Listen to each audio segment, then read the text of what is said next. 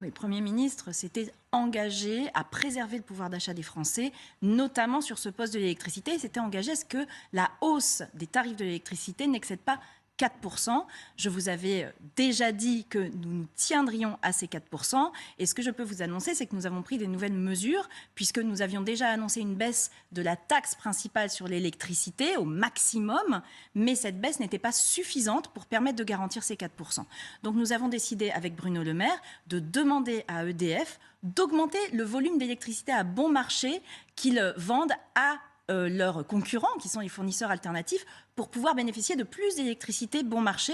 Ça va permettre de tenir ces 4% pour nos concitoyens, pour les particuliers, mais aussi, et c'est une annonce importante, pour toutes les petites entreprises qui sont de moins de 10 salariés, moins de 2 millions de chiffres d'affaires, qui sont soumises aux tarifs réglementés. Là, je vous parle des coiffeurs, je vous parle des boulangers, je vous parle des petits restaurants qui, eux aussi, verront en métropole ou dans les dom-toms leur électricité qui ne pourra pas augmenter de plus de 4%. Et pour tous les autres, grâce à cette mesure que nous demandons à EDF, c'est un effort que nous demandons à EDF. Qui est accepté évidemment parce que c'est quand même l'État.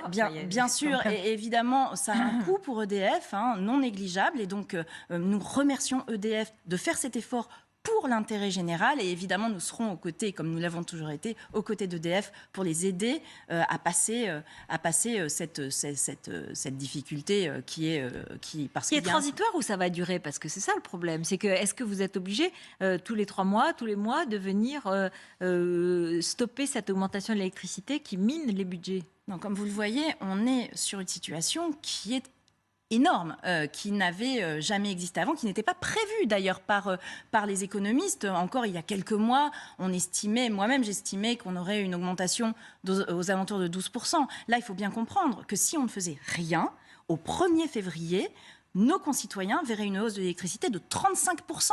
Là, grâce aux mesures que nous prenons, elle sera de 4%. Maximum. Donc c'est une mesure temporaire. Nous sommes à des niveaux qui ont été atteints. On peut comparer ça à ce qui s'est passé pendant le choc pétrolier sur le pétrole.